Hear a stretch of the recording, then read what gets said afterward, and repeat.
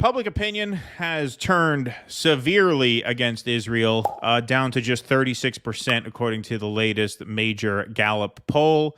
And that has reflected in the news coverage and in a lot of the rhetoric coming out of people in Washington. Even Nancy Pelosi now says that we should pause arms shipments to Israel after the WCK airstrikes. You know who is not deterred by this, seemingly, though? Benjamin Netanyahu, who says that a date has been set for the Rafah invasion, which is the quote-unquote red line for Joe Biden.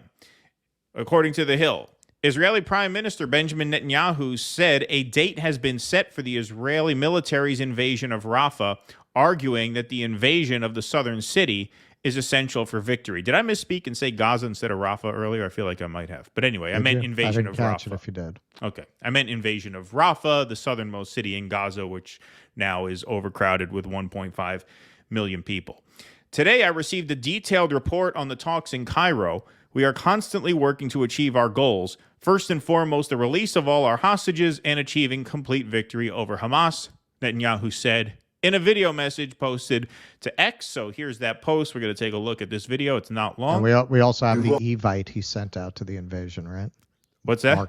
He sent out an Evite for the invasion, right? I think it's just to save the date at this point because we don't know what it is. We don't know what the date is. He has not disclosed that. Even to the United States government, Count Morlock over at the State Department there did a press conference where he said, we don't know of a date as of now. Okay.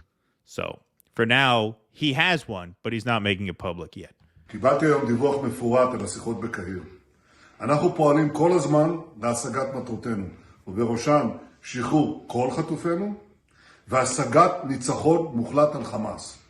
הניצחון הזה מחייב כניסה לרפיח וחיסול גדודי הטרור שם. זה יקרה, יש תאריך. This will happen. There is a date. Wow. Netanyahu last week said Israel plans to enter Rafah with or without U.S. support. His announcement comes as Israel faces increased pressure from Washington and other Western leaders over its military operations in Gaza, which have so far killed 33,200 Palestinians, according to the Associated Press. An Israeli airstrike last week killed 6 workers with the World Central Kitchen and their Palestinian driver as they were leaving a warehouse in central Gaza. The group has just delivered about 100 tons of food aid and was driving in armored cars labeled with World Central Kitchen logos when the strike hit, of course. Biden issued his sharpest criticism of Netanyahu after the attack, warning U.S. policy on the Israel-Hamas war in Gaza would now be determined by immediate steps Israel needs to take to reduce a, quote, unacceptable humanitarian situation. The conversation marked a notable change from Biden and his team since the war broke out last October. Far-right ministers Itamar Ben-Gvir and Bezalel Smotrich criticized Netanyahu over the IDF scaling back of troops from Gaza. So they did a minor pullout after that because they got such bad press. And what did he get? Shit from the people who are even more insane, if you can believe such a person is even possible. They gave him more shit for it. Ben-Gvir, Israel's national security minister, said if Netanyahu ends Israel's war with Hamas without an attack on Hamas in Rafah, he will, quote, cease to have a mandate to serve as prime minister, per the Jerusalem Post. And there you have it. There you have the pickle that Netanyahu finds himself in, which is that he has no choice but to escalate because his country wants him out, right? Smotrich, in a letter Monday, reportedly called... Ben-Gvir is the one who suggested dropping a nuke, right? Isn't that Ben-Gvir? He was the... It's really hard to keep track of the genocidal statements of the Israeli leaders. Yeah, I don't remember if that was him. Is that the guy who called them animals, or is that the guy who said, let's drop an atom bomb? It was Yoav Gallant who called them animals. Ben-Gvir, I know, talked about the, quote, voluntary relocation or the voluntary displacement or something like that. Self-deportation. Deportation, yeah, exactly. Smotrich, in a letter Monday, reportedly called on Netanyahu to convene Israel's national security cabinet, which has the power to make policy decisions over the war. The only forum that is authorized to make decisive decisions during wartime is the broad National Security Cabinet. But unfortunately, this is not how things have worked, and we see decisions being made by the small war cabinet without approval and without updating the broad cabinet under international pressures that harm the war's momentum and our security interests, he said, per the Jerusalem Post. Biden last week also urged the Israeli leader toward a ceasefire deal that would see the release of the remaining hostages in Gaza and a pause in fighting in the war-torn enclave, the White House said.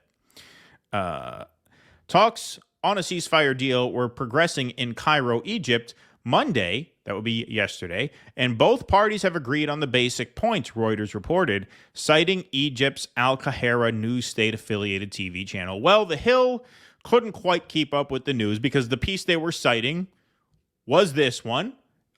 As you can see, I highlighted the date, Progress in Gaza Truce Talks in Cairo, according to Egyptian TV. That was April 8th, yesterday, at 2:18 a.m., wee hours of the morning. But just a simple 13 hours later, Gaza truce talks still deadlocked. Netanyahu sets date for offensive. Same outlet, 13 hours later. So The Hill there, not that they were inaccurate, but it's hard to keep up with collapsing talks. And so as of now, Netanyahu says he's got a date in mind. Now, listen, we don't know what that date is yet. When we find out what that date is, you're going to want to make sure that you communicate that date to all of your friends who are still towing the Zionist party line, because that is the date at which they will be revealed for the monsters that they are. So if you want to walk back any of this bullshit that you've been spewing for the past 6 months, that's your deadline right there. Once that date hits and we see the real horror start to unfold, and it sounds crazy saying that because what we've witnessed these past 6 months has been horrific beyond belief.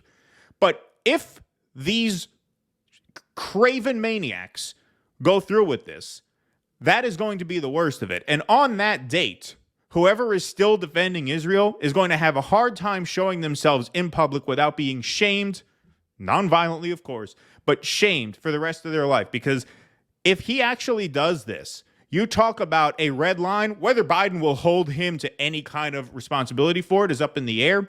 But in the public mind, that will have crossed the red line. We're already past the red line in the public mind. They go through with this, it's a whole new world past that point.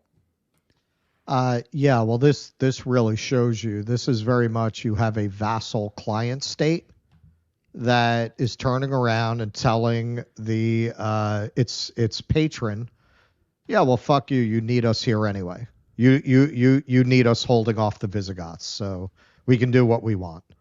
And really, you even have Nancy Pelosi. We might cover this tomorrow on the Jimmy Dore show, because I find this very interesting that all of a sudden Nancy Pelosi, who apparently she was personal friends with the chef at World Kitchens, all of a sudden now she wants us to stop sending weapons. Yeah. Now, because it affected her personally. It affected somebody she knows personally. But when you've lost Nancy Pelosi on sending weapons to Israel, it's an open question. When he announces that date, do you at this point have enough of the Morning Joe goons who are willing to acknowledge that this is a genocide, that they actually cut off weapons to Israel in response? It would have been unthinkable 2 months ago, but now it seems like Biden might get pushed into doing that. It is possible. It is possible. I mean, once Nancy Pelosi's there, and like I said, she's there once it affected her friends. And once it affected her. That is not, of course, the story. That's the story. Yes, of course. And that's, of course, not to minimize what happened to those workers. That's horrible. They were heroes to put themselves in harm's way. That's not what I'm saying. No, of course. I'm that's not saying what either of us horrible things have been happening to people who are not personal friends of Nancy Pelosi for 6 months, and she didn't say shit. Exactly. And that's the main point. And that, broadly speaking, has been a real breaking point throughout the entire media. That it took, 6 non-Palestinians to be targeted in a drone strike for the media to I won't say all at once uniformly, but now it seems like a majority of the coverage of this is critical of Israel, whereas in, the later days of 2023 into the earlier days of this year, it was the exact opposite, to the point where those kids that Bill Maher thinks are so uninformed, were getting employment letters rescinded for saying what everybody more or less is saying now. Please clap.